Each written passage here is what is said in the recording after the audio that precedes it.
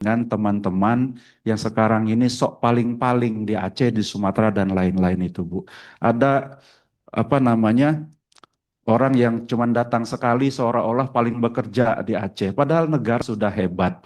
Orang orang per orang cuma nyumbang 10 miliar, negara udah triliun-triliunan ke Aceh itu, Bu. Assalamualaikum warahmatullahi wabarakatuh. Ini memang memuakkan. Ini kayaknya anggota DPR yang ini nih tidak ada otaknya, kawan. Tidak ada otaknya. Jangankan dia menghargai KDM yang datang memberikan bantuan ke Aceh dengan mengumpulkan sumbangan dari warga Jawa Barat, pengusaha Jawa Barat, dan juga Ferry Irwandi yang mengumpulkan sumbangan dari netizen. Jangankan menghargai anggota DPR yang kurang ajar ini, malahan dia menghujatnya. Coba bayangkan, dihujatnya KDM dan Ferry Irwandi yang mengantarkan bantuan langsung ke Aceh, Sumatera Barat, dan Sumatera Utara. Punya otak nggak itu? Yang pertama, Ibu Menteri, saya ingin menyampaikan apresiasi Ibu Menteri, walaupun dalam keadaan kurang sehat, masih berkenan hadir. Kami doakan Ibu Menteri sehat selalu, tidak kurang apapun. Ibu dibutuhkan tetap sehat, Bu, karena Ibu memegang apa kepentingan yang sangat besar bangsa ini. Sehat selalu ya, Bu. Yang kedua, sama kayak Bu Andina, mengapresiasi Kementerian Ibu sudah bekerja sangat hebat. Di luar tupoksinya pun Ibu kerjakan. Kalau tupoksi Ibu kan benerin BTS dan lain-lain, tapi tadi saya mendengar Komdiji juga ikut bantu di posko, bantu pengembalian pasca bencana, rehabilitasi dan lain-lain. Kami mengucapkan Anggota DPR seperti ini kayaknya penjilat aja nih. Penjilat ke pemerintah. Padahal seharusnya dia mengawasi pemerintah. Boleh dia mengaspirasi, menghargai pemerintah atau kementerian yang di bidang dia, yang diawasi dia. Tapi nggak begitu juga cara memberikan penghargaan dengan cara menjilat begitu, kawan-kawan. Kenapa saya katakan menjilat ini?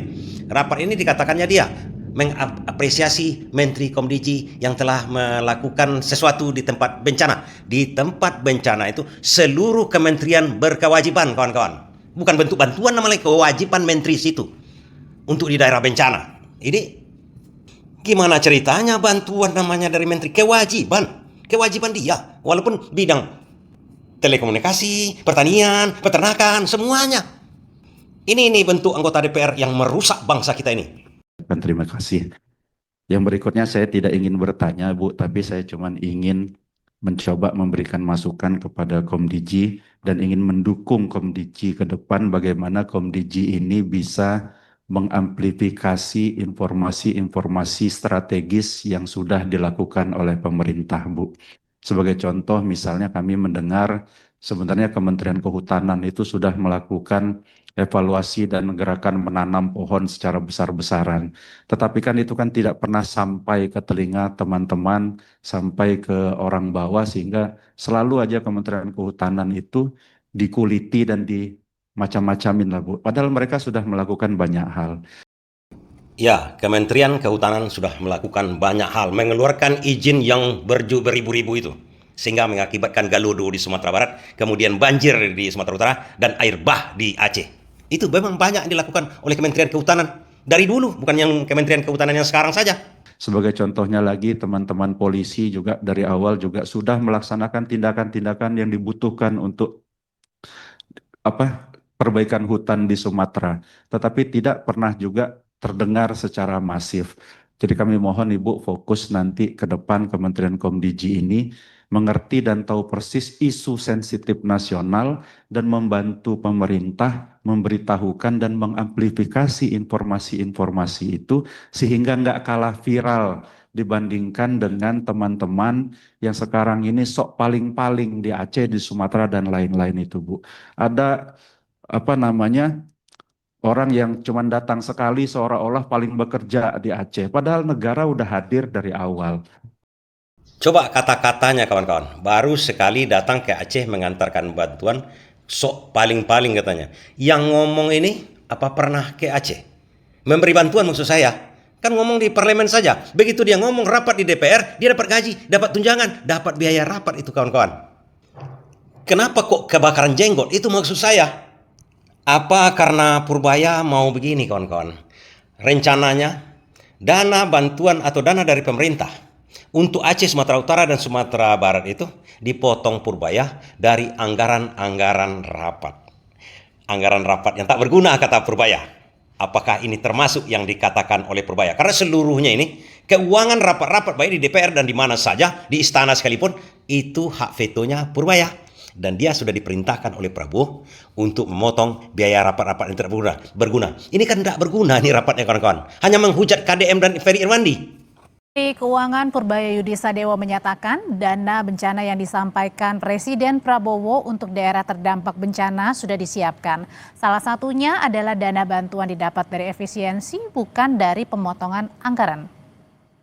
Itu nanti yang setiap kabupaten 4 miliar, setiap provinsi 20 miliar tuh kata Pak Prabowo dana bencana. Itu diambil dari mana, Pak?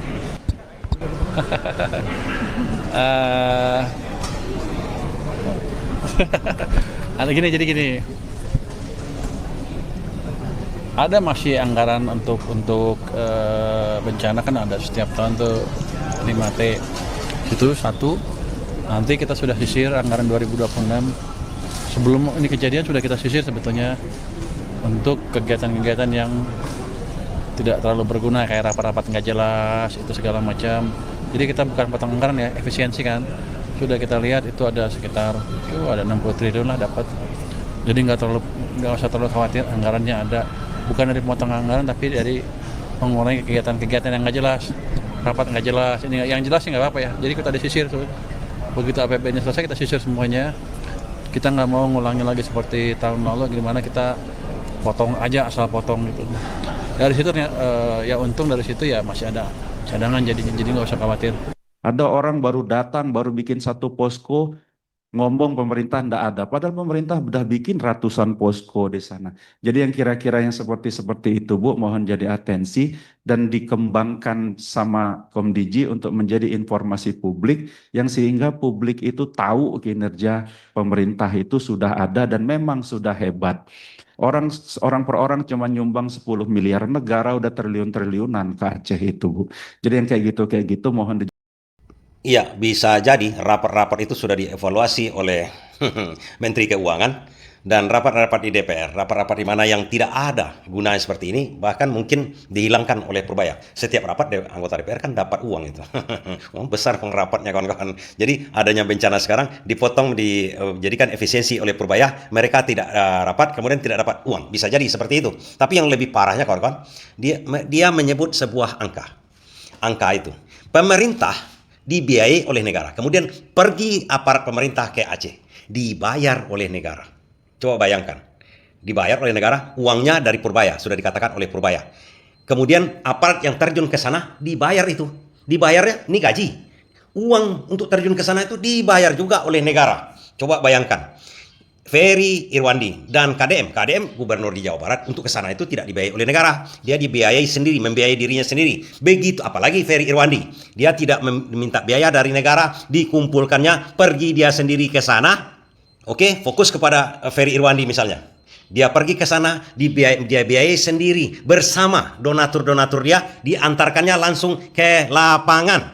Bandingkan dengan aparat pemerintah. Aparat pemerintah tadi. Pergi ke bencana, dibiayai oleh negara, dapat uang jalan lagi, uang saku segala macamnya. Ferry Irwandi mengeluarkan uangnya sendiri. Dan ini dia dihujat oleh orang yang dipilihnya di DPR. Yang sekarang duduk-duduk manis sana, ngopi-ngopi sambil rapat-rapat, dapat uang rapat lagi. Coba bayangkan kawan-kawan, apa tidak memuakkan seperti itu? Berkumpul dalam waktu tidak terlama, hanya 5 menit.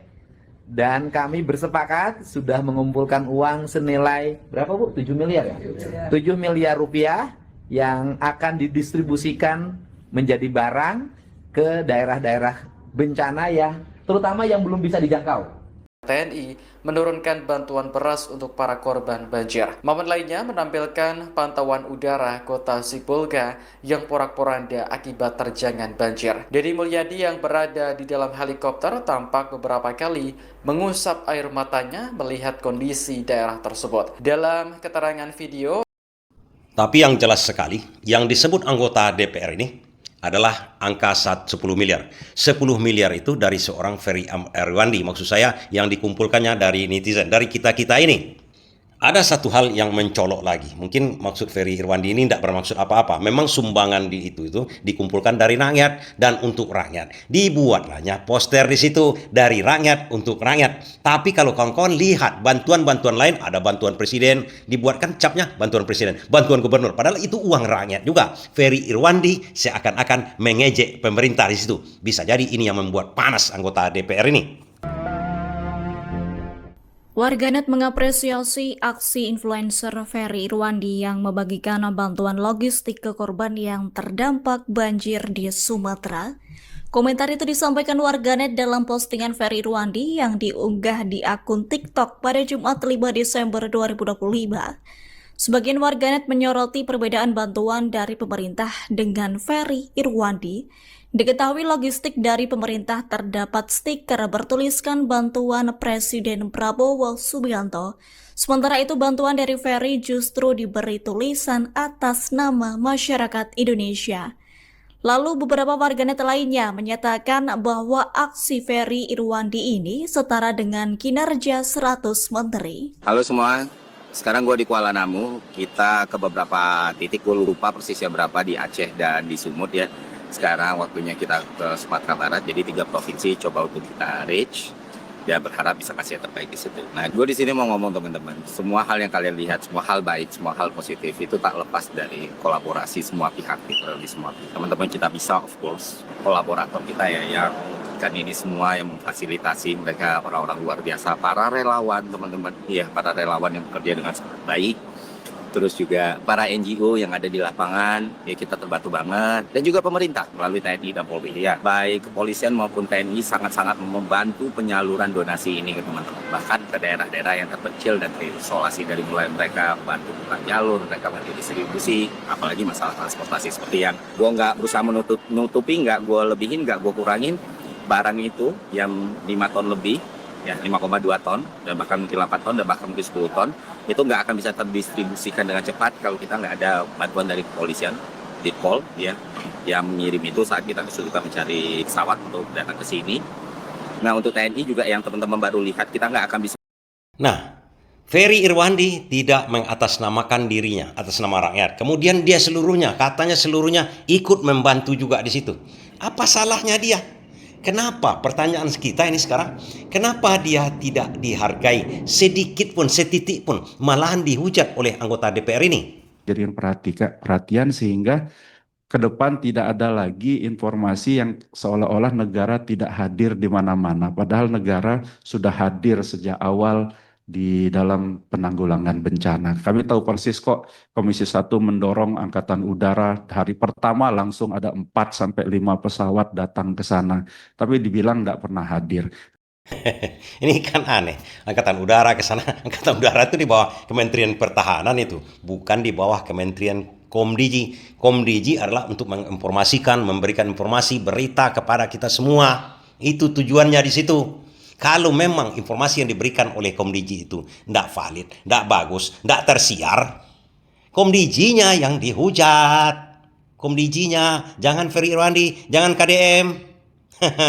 Kalau Angkatan Udara datang ke sana itu atas perintah Pangap, atas perintah Presiden itu.